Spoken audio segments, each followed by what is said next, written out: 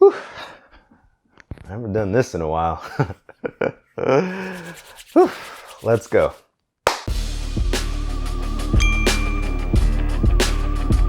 What's going on, guys? Welcome back. As you know, the PC market is pretty much in shambles right now. Graphics cards are a lot of money, RAM is a lot of money, SSDs are getting downgraded and pushed out at a lower cost for us to save money, and things just aren't going great. So I thought it'd be a good idea to kind of create a series to highlight things that are inexpensive but don't suck, or things that offer a good bang for the buck. So that's exactly what I'm going to do today. This is the first episode in that series, and today I'm actually going to show you guys an inexpensive gaming mouse that doesn't suck. This is the Dream Machine's DM3 Mini.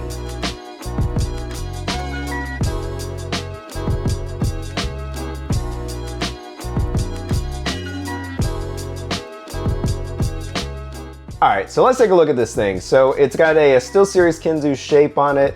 Obviously it's an ambidextrous mouse. Pretty simple, it's fairly flat. There is a little bit of a hump towards the back there, but it's not too big.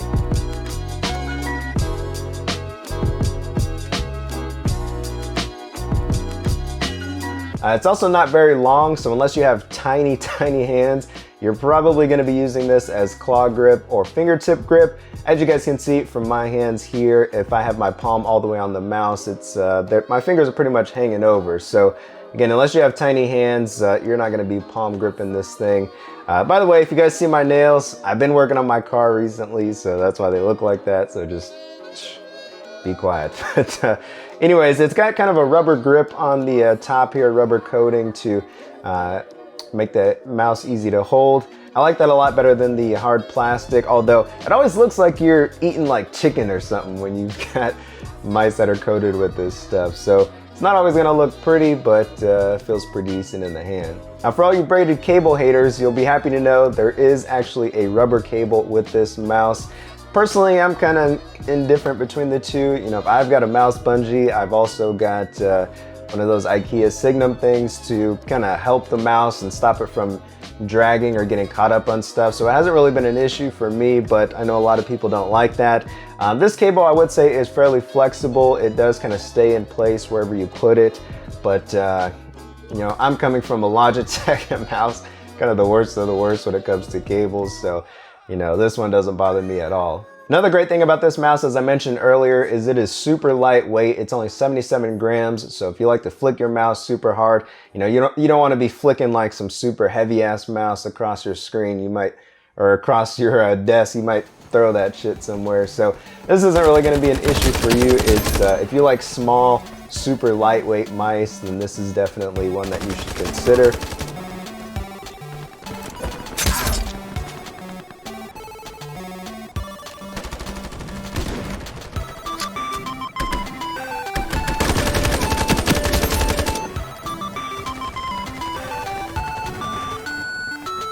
Now when it comes to the buttons, it does use two Amon switches for the main buttons, which I would say are kind of somewhere in the middle in terms of stiffness. They're not too light, not too stiff.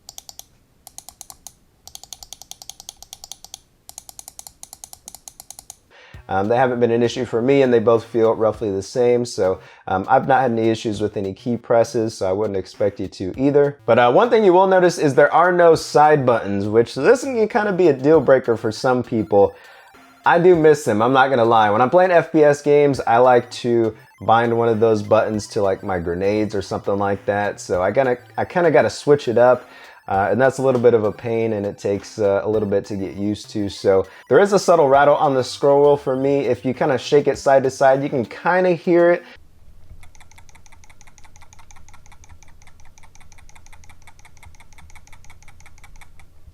I don't really hear it when I'm just using the mouse normally, so I don't consider it to be a big issue, but it's just something that I would mention. I don't think it affects gameplay at all or anything like that, but now since this mouse doesn't have any software, you are going to be using that DPI button, usually with a combination of one of the other buttons to make a lot of changes on this mouse. Some people may have an issue with the software not being there. Others hate software, so they don't really care that it's gone.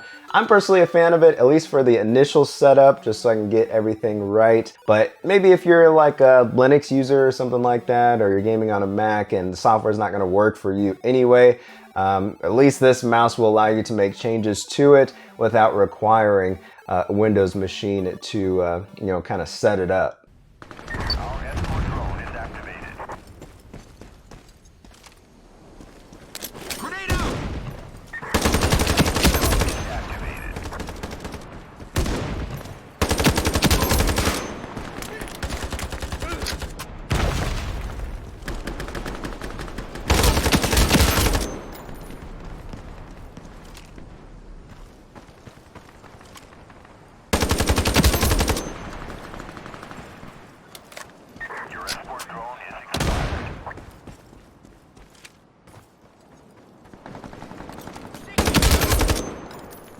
Now, one good thing about this mouse, considering the price, is that it comes with a 3360 sensor on it, which is still one of the best that you can get on the market, so that's nice. If any of you guys have ever used one, a mouse with this sensor, it's just extremely smooth. I haven't had any issues with it spinning out or any issues with like prediction or jitter or anything like that. It's pretty spot on even in this implementation. It's just the lack of software that kind of makes it a pain to deal with, in my opinion. Anyway, the default DPI values for this mouse are 400, 800, 1600, 2400, 4800, and 12,000. So those are what you would go through if you just hit the DPI button, one each time to step up to the next option.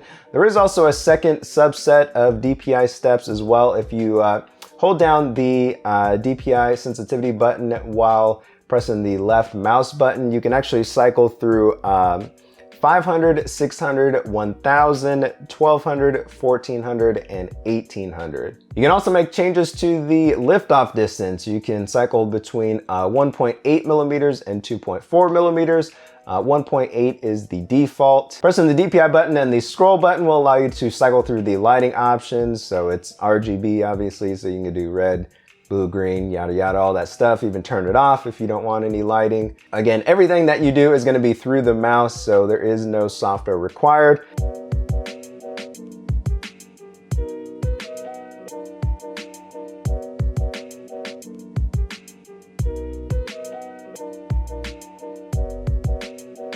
All right, so despite the lack of the side buttons and software, why do I consider this an inexpensive gaming mouse that doesn't suck? Basically, for 35 bucks, you get a mouse with a 3360 sensor in it. It's super lightweight, coming in at 77 grams. There's no BS or gimmicks with it like you see on a lot of mice. It's pretty much simple and to the point. If you're an FPS gamer, this is pretty much going to be right up your alley based on its shape and design.